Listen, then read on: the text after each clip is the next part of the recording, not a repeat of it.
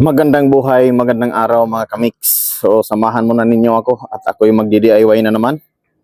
Ang ating gagawin ngayon ni Buddy ay magpapalit ako ng floater. Ayan, magpapalit ako ng floater mga kamix. So matatagpuan siya dito sa ilalim ng upuan. Ayan, tatanggalin natin ito.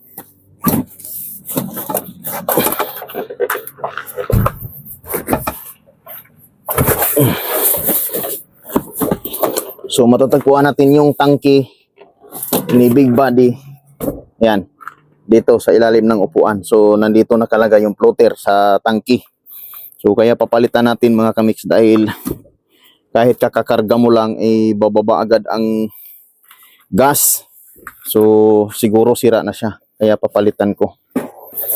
So ito pala yung ipapalit ko dito mga kamix. Ito yung nabili ko kanina. So ang brand pala niya ay Circuit, so walang ibang brand. So ito lang yung available kanina sa auto supply.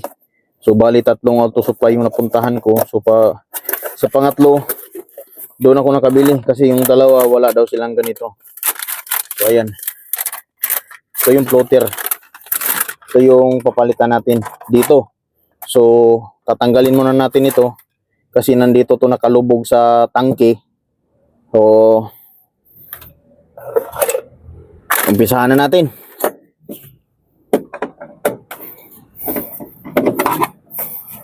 So kailangan nyo lang ng mga kamix. Ayan, kailangan mo ng 19, 14 at saka 8.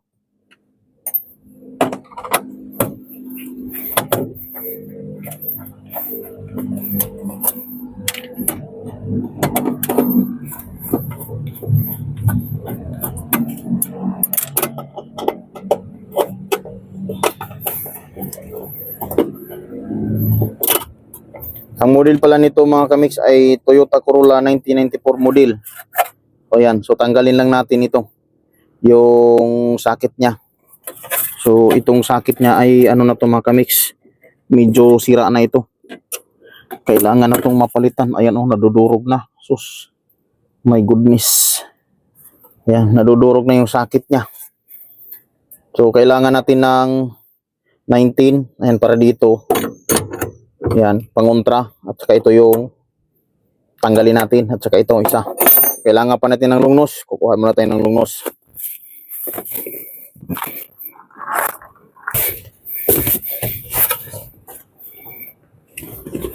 So bago natin ito tanggalin ito, ayan, luluwangan muna natin. So sana magkaroon kayo ng idea kung paano magpalit ng floater ng Toyota Corolla Big Buddy.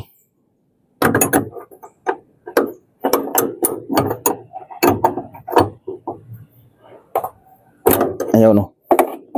Yan, lumuwang. So pwede na siya matanggal.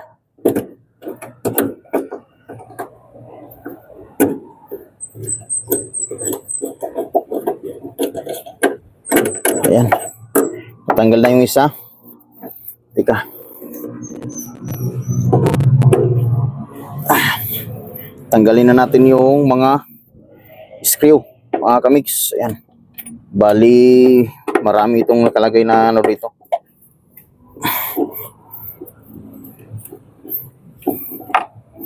Pagsunod-sunurin lang natin.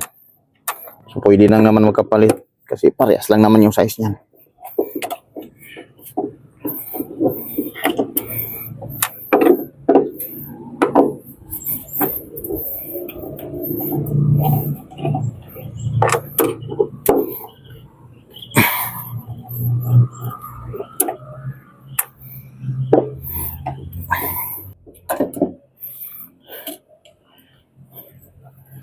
So ito na po mga kamix, tatanggalin na natin at nang mapalitan na natin ang floater.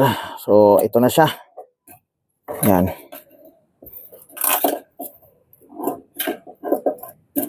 Oops. Sumabit. Ayun. So dito na tayo sa labas. So ito na yung papalitan natin na floater mga kamix. At ito naman yung fuel pump. So ito yung pampalit natin. Yan. So sana magkapareha sila. Okay. Ganyan. Alright. Yan, tatanggalin muna natin to. May nakalagay na ano to.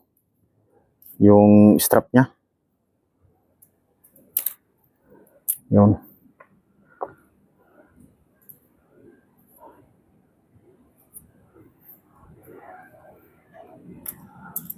Yan. Tapos tatanggalin na natin.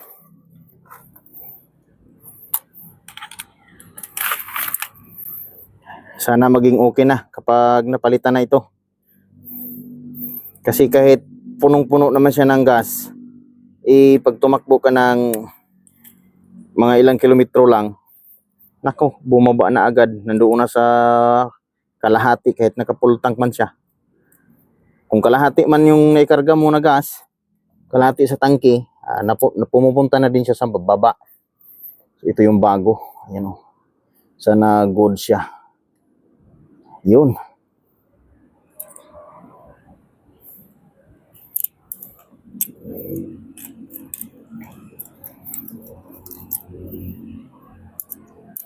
So nabili ko pala ito mga kamix sa halagang 980.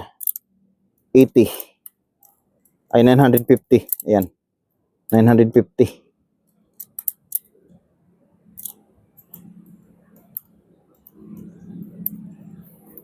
So sana magiging okay siya.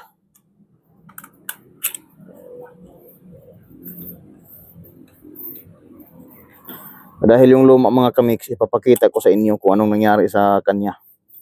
Wala ng balat. Natuklapan na pala ito. Alright. Yan. Ito yung luma. Ayan o. Wala nang naubos na yung balat ng wire. So, di ko alam kung anong dahilan bakit hindi na siya gaanong gumagana. Lagay na natin itong socket niya.